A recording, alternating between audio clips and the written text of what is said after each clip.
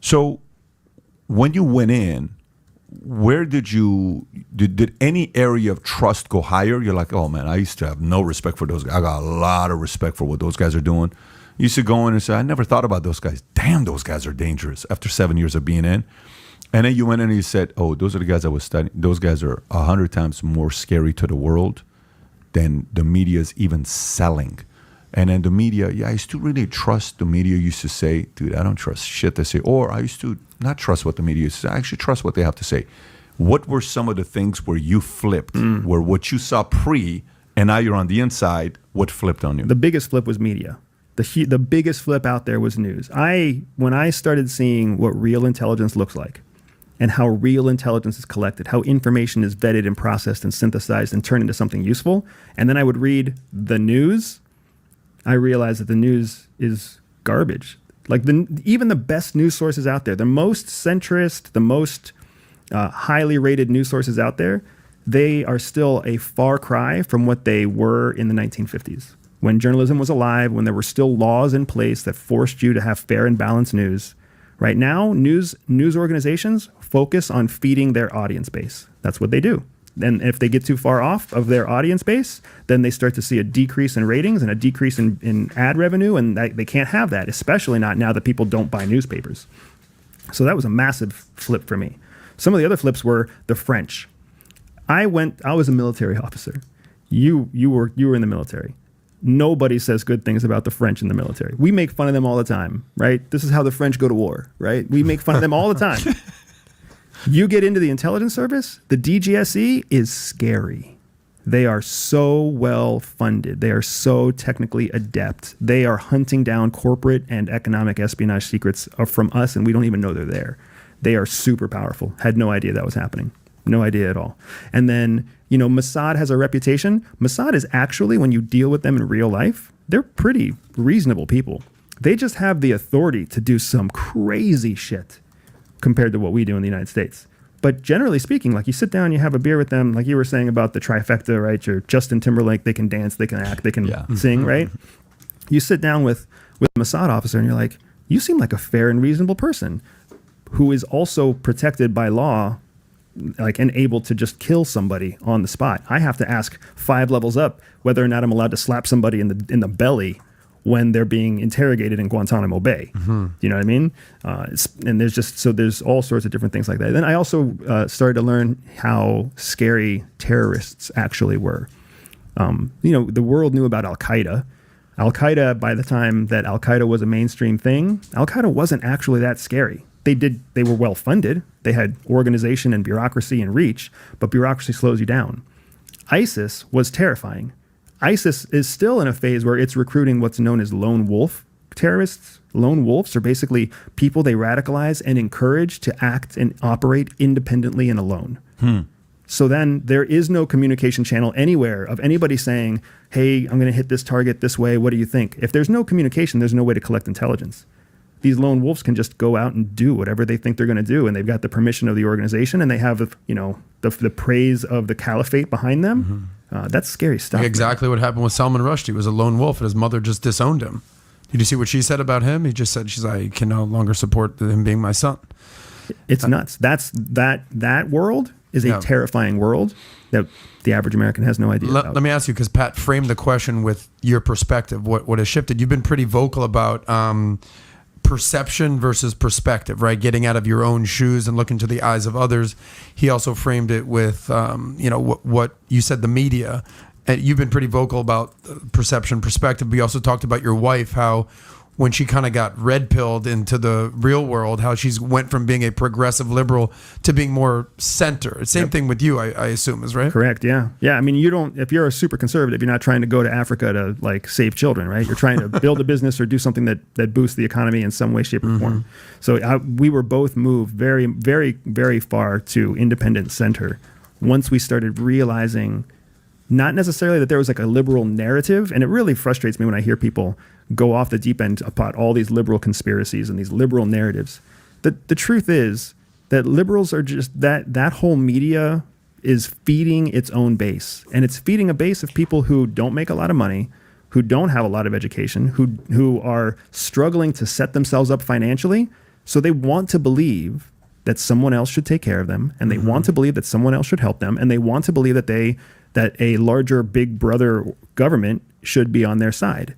But what ends up happening across the board time and time again is your 27-year-old liberal becomes a 32-year-old parent with a career or a business, and then their perspective shifts. Because now they got to protect what they have. They got to protect their family. They got to take care of their people. They've got to make sure that the future generation, because now there's a child.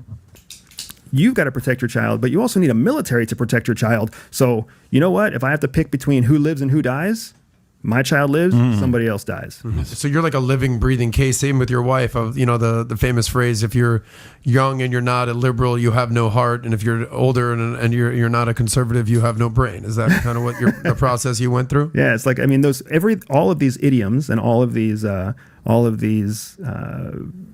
stereotypes, right? They happen for a reason. They happen because a normalized, statistically relevant number of people start to follow in these certain trends. It doesn't mean it's right for everyone, but it's right for a majority of people. So, as a registered independent, I voted Republican, I voted Democrat. I'm a registered independent now for, 11 years or 12 years, something like that. And Rogan, you see, he was libertarian. He voted for Joe Jorgensen, which... He said he was voting for Bernie a few years which we had Joe Jorgensen on here. I don't know if she'll ever come back on. I don't know if I asked her back. She was upset. She didn't want to come back on. But you put a fork in her career. But the point being is the following. He says with Aaron Rodgers, he sits there and he says, so what do we do? And he says, vote Republican. Aaron starts laughing. What did you think when Rogan is a guy that you would have never thought Rogan's going to say vote Republican? This guy pushed to legalize marijuana. This guy pushed to talking about certain things that there's nothing about it would be Republican, but a guy like him is now saying voting Republican. What was your reaction when you saw that? So when I saw what Rogan said, it was very similar to what I had when I saw what Zuckerberg did. I was like, good for you, Joe. Like, that's like, speak your heart. If you've got a voice, you've got an awesome voice, man. If you've got a voice, speak your heart. If you're speaking to anything else, you're kind of wasting your voice, right? Joe spoke with his voice. Zuck spoke with his voice. I think that's really good stuff. It's important to remember that human beings are not left or right.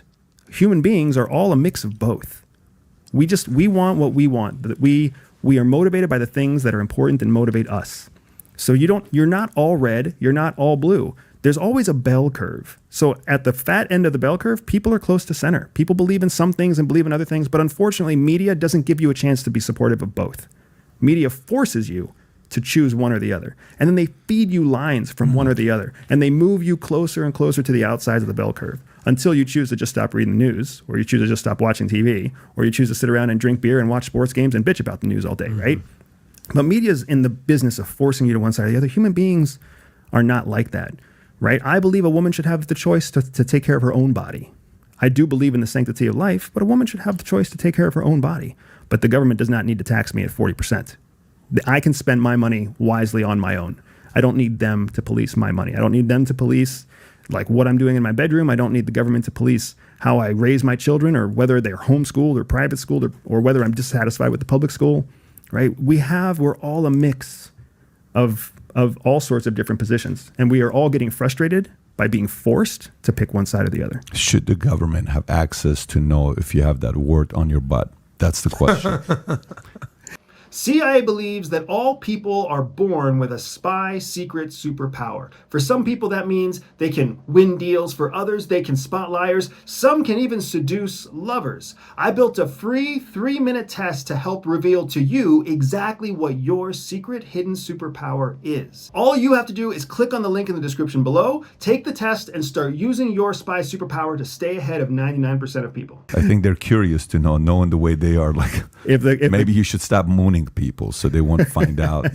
Obviously that's an analogy for other. Are there areas, any news sources that they legitimately trust? Like you're saying, you don't trust the media. That was like your biggest discrepancy with what today. Like what outlets you say? Okay, because Pat said that when it comes to polls, he said Pew and what was the other one? Rasmussen, Gallup. He trusts that. All right. They're not 100% accurate, but with a level of certainty, probability, like you termed to use. Yep. What media outlets do you trust? So I don't trust any of them fully. At best, I trust about 85%.